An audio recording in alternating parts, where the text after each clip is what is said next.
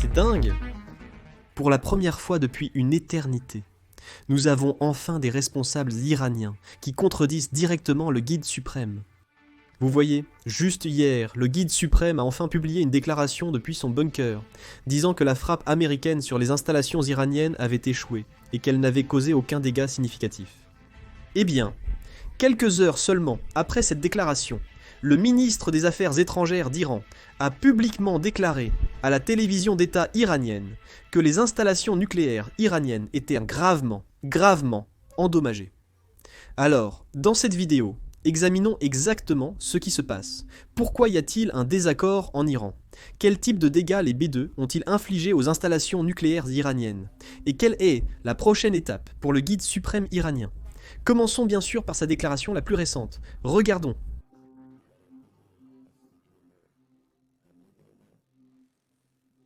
Ils ont attaqué nos installations nucléaires, une affaire qui mérite d'être poursuivie indépendamment devant les tribunaux internationaux.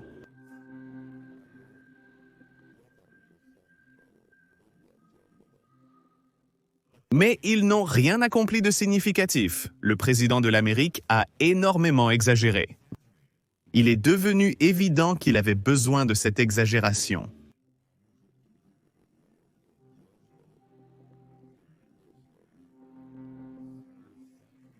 La République islamique a infligé une gifle sévère à l'Amérique en attaquant l'une de ses bases clés dans la région, la base aérienne d'Al-Udeid, et a causé des dégâts.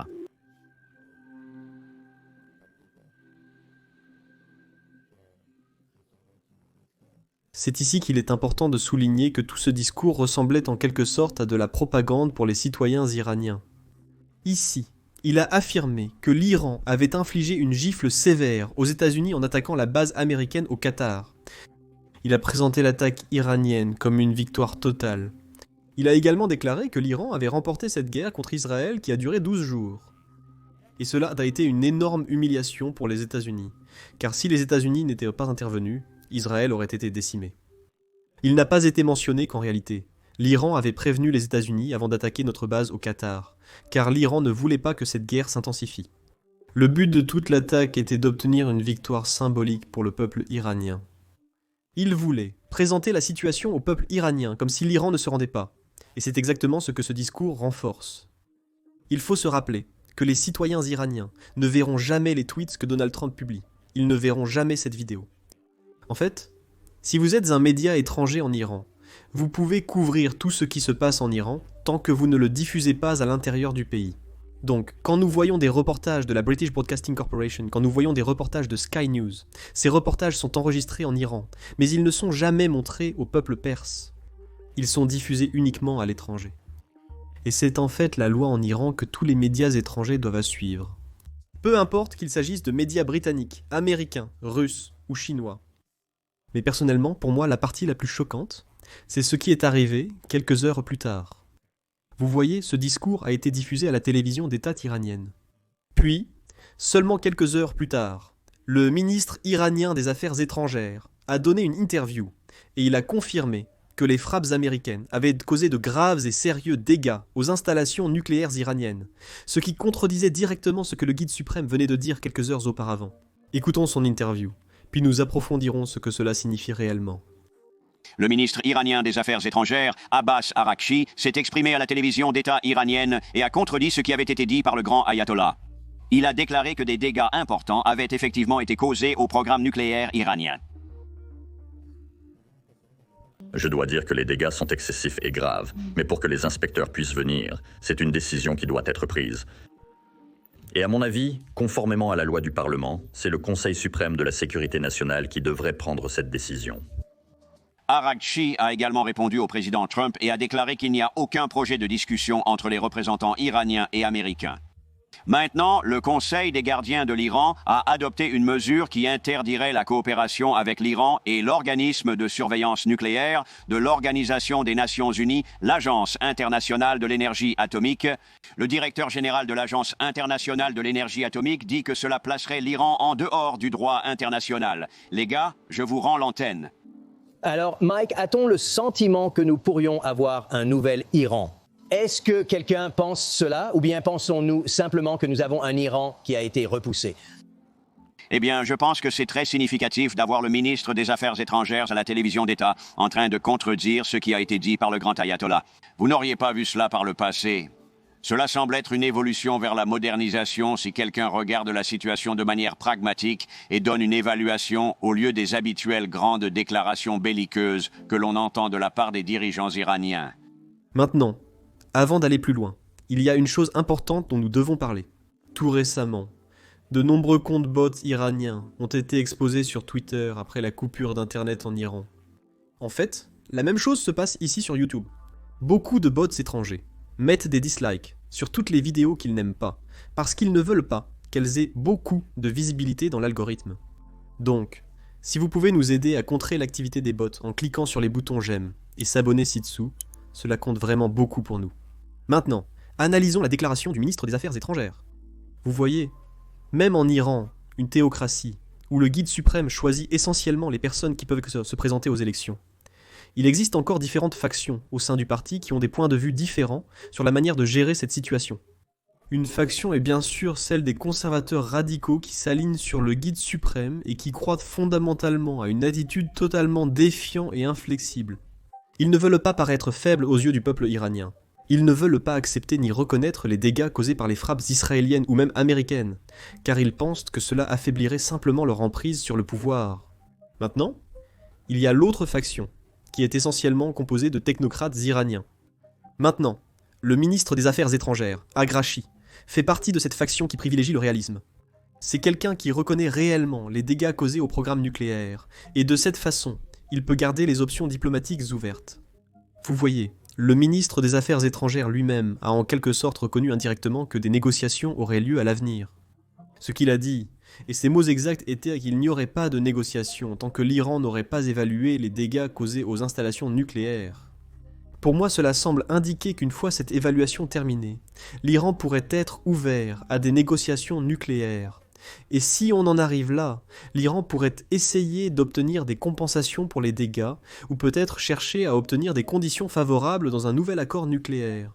Une façon pour eux d'augmenter leurs chances d'obtenir des conditions favorables serait de reconnaître les dégâts subis par leurs installations. Car si tout le monde dit qu'il n'y a eu aucun dégât, alors ils ne pourront pas tirer profit de la frappe. Des avantages comme des milliards en espèces, ou peut-être un allègement des sanctions. Maintenant, ce n'est certainement pas une mauvaise stratégie, non mais le gros problème, c'est que le ministre des Affaires étrangères a dit cela à la télévision d'État, et il l'a dit seulement quelques heures après le discours du guide suprême. Alors, qu'est-ce que cela signifie ? Est-ce une lutte de pouvoir ? Il est probable que les deux factions se disputent pour savoir qui aura le plus d'influence en Iran à l'avenir, et seul le temps nous dira ce qui se passera réellement. Maintenant, c'est ici que nous allons porter notre attention sur l'évaluation réelle des dégâts de combat, un sujet qui est devenu assez controversé ici aux États-Unis. Alors, laissez-moi résumer toute cette histoire pour ceux qui n'ont pas suivi. Vous voyez, juste après la frappe, le président Trump a tweeté et affirmé que les frappes américaines avaient complètement et totalement détruit les installations nucléaires iraniennes. C'est là que le problème commence un peu. Vous voyez, personne ne savait vraiment avec certitude combien de dégâts avaient été causés. Mais encore une fois, on pouvait supposer que le site était pratiquement détruit, parce que nous avons largué 12 bombes anti-bunker de 15 000 kilos là-dessus. C'est là que vient l'étape suivante. Bien sûr, ce sont les agences de renseignement qui vont essentiellement faire l'évaluation des dégâts de la bataille avec tous les renseignements qu'elles ont, des satellites, et même des personnes sur le terrain. Nous ne savons pas exactement ce qu'ils vont utiliser. Mais nous savons que la prochaine étape est de s'assurer de déterminer combien de dégâts ont réellement été causés, et si nous devons frapper à nouveau, au cas où les frappes n'auraient pas été précises. Eh bien, à ce sujet, généralement, un premier rapport est produit seulement quelques jours après la frappe, parfois quelques heures après la frappe, et cela s'appelle le rapport de Restrike. Généralement, ces rapports ne sont pas très précis parce qu'ils sont produits si rapidement après la frappe. Mais le but de ce rapport est essentiellement de fournir une première évaluation basée sur tout ce à quoi nous avons accès. Alors, à partir des images satellites et de tout ce que nous pouvons voir, que pouvons-nous dire sur ce qui s'est exactement passé sur le site nucléaire ? Eh bien, ce rapport a été divulgué d'une manière ou d'une autre. Ce ne sont certainement pas de bonnes nouvelles, mais Cable News Network a mis la main sur le rapport divulgué, et ils ont décidé de publier un article. Dans l'article, ils résument plutôt bien le rapport, et ils le font très bien. J'ai tout lu, et je sais que beaucoup de gens ne l'ont pas vraiment lu en entier. Ils ont juste lu ce qu'ils voulaient lire. Mais dans le rapport, Cable News Network dit que selon ce rapport initial, il semble qu'il y ait une chance que les frappes américaines n'aient pas complètement détruit l'installation nucléaire. Cable News Network souligne également que le rapport indique que cette conclusion est de faible confiance. Ce n'est pas quelque chose qu'ils peuvent affirmer avec certitude. Eh bien, c'est là qu'un autre problème du monde moderne des réseaux sociaux s'arrête. Je suppose que le New York Times a lu ce rapport, et qu'ils ont fait leur propre article à propos de l'article de Cable News Network. Et dans leur article, ils oublient complètement de mentionner la partie sur la faible confiance. Ils ont simplement dit que le site nucléaire n'était pas complètement détruit. Maintenant, vous pouvez facilement imaginer ce qui s'est passé après cela. Dans un monde où tout le monde reçoit les informations via TikTok, les Reels Instagram et, espérons-le, parfois des vidéos comme celle-ci, les gens lisent seulement la partie la plus provocante. Et c'était la partie où le rapport disait que peut-être les sites n'étaient pas détruits. Et cela est devenu viral partout. Heureusement, pour contrer cette information incomplète, justement hier matin, le département de la Défense a tenu une conférence de presse. Ils n'ont pas partagé grand-chose sur l'évaluation des dégâts de la bataille, parce que nous n'avons pas encore terminé cette partie, cette étape du processus. Mais ils ont partagé de nombreux points intéressants sur la façon dont cette mission a été planifiée. Combien de temps cela a pris, qui était impliqué, ce qu'ils ont fait. Pour moi, c'était l'une des conférences de presse les plus intéressantes que j'ai jamais entendues. Donc, je veux vous montrer quelques extraits intéressants de la conférence de presse et les informations qui ont été partagées. La première concerne la durée réelle de la planification de cette mission. 15 ans. 2 personnes, 2 experts en bombes anti-bunker et en bunker, ont planifié cette opération pendant 15 ans d'affilée. Ces 2 personnes méritent énormément de crédit pour cette opération, mais pour des raisons classifiées, leurs noms n'ont pas été publiés. Mais écoutons cet extrait. Maintenant, permettez-moi de passer à une présentation de l'arme Guided Bomb Unit 57 Massive Ordnance Penetrator et de vous parler un peu des planificateurs qui ont réalisé cela et de leur travail sur cette arme. D'abord, laissez-moi planter le décor pour vous. Il existe une organisation aux États-Unis appelée l'Agence de réduction des menaces de la défense, Agence de réduction des menaces de la défense. L'Agence de réduction des menaces de la défense fait beaucoup de choses pour notre nation, mais l'Agence de réduction des menaces de la défense est le principal expert mondial en matière de cibles profondément enfouies sous terre. En 2009, un officier de l'Agence de réduction des menaces de la défense a été amené dans une salle sécurisée à un endroit non divulgué et a été informé de quelque chose qui se passait en Iran. Pour des raisons de sécurité, je ne vais pas divulguer son nom. On lui a montré des photos et des renseignements hautement classifiés concernant ce qui semblait être un important projet de construction dans les montagnes d'Iran. Il a été chargé d'étudier cette installation, de travailler avec la communauté du renseignement pour la comprendre, et il a rapidement été rejoint par un coéquipier supplémentaire. Pendant plus de 15 ans, cet officier et son coéquipier ont vécu et respiré pour cette seule cible, Fordow, un élément crucial du programme nucléaire clandestin de l'Iran. Il a étudié la géologie, il a observé les Iraniens l'excaver, il a observé la construction, la météo, les matériaux rejetés, la géologie, les matériaux de construction et d'où provenaient ces matériaux. Il a examiné le puits de ventilation, le puits d'échappement, les systèmes électriques, les systèmes de contrôle environnemental, chaque recoin, chaque cratère, chaque équipement entrant et chaque équipement sortant. Ils rêvaient littéralement de cette cible la nuit pendant leur sommeil. Ils y pensaient en allant et en revenant du travail, et ils savaient dès les tout premiers jours à quoi cela servait. On ne construit pas un complexe de bunkers souterrains à plusieurs niveaux, équipés de centrifugeuses et d'autres appareils, dans une montagne pour une quelconque raison pacifique. Ils ne pouvaient pas en parler à leurs familles, à leurs épouses, à leurs enfants, à leurs amis, mais ils continuaient simplement à persévérer. Au fil du temps, ils se sont rendus compte que nous ne disposions pas d'une arme capable de frapper et de détruire efficacement cette cible. Alors, ils ont entamé un parcours pour collaborer avec l'industrie et d'autres tacticiens afin de développer la Guided Bomb Unit 57. Et toujours, ils l'ont testé encore et encore, ont essayé différentes options, puis en ont essayé encore d'autres après cela. Ils ont réalisé des centaines de tirs d'essai et largué de nombreuses armes grandeur nature sur des cibles extrêmement réalistes dans un seul but.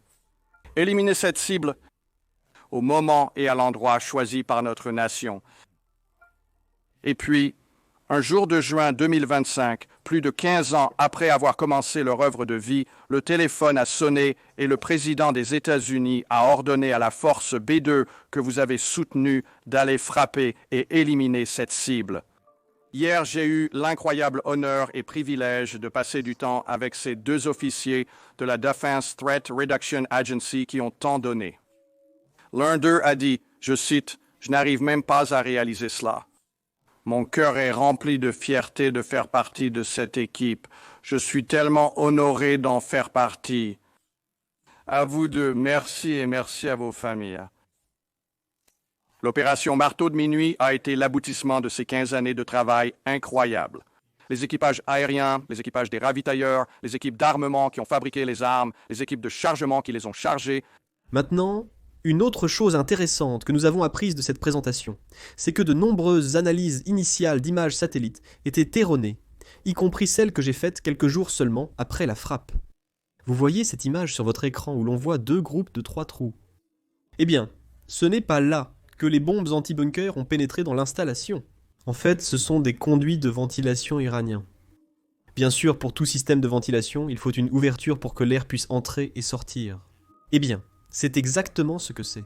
Et les Iraniens savaient que c'était leur plus grande faiblesse pour leur installation nucléaire qui se trouvait à 300 pieds sous terre. C'est pourquoi, quelques jours seulement avant l'attaque, ils ont en fait recouvert la bouche d'aération d'un couvercle en béton. Eh bien, c'est là que les B2 tiraient d'abord un Massive Ordnance Penetrator, chacun sur ses 2 bouches d'aération. Et le but de ce Massive Ordnance Penetrator était simplement d'enlever le couvercle. Après que le couvercle AK a été retiré, 5 Massive Ordnance Penetrator sont allés directement à l'intérieur de l'ouverture centrale de la bouche d'aération, car c'est celle qui mène directement à l'installation principale, comme vous pouvez le voir sur le schéma à l'écran. C'est vraiment intéressant.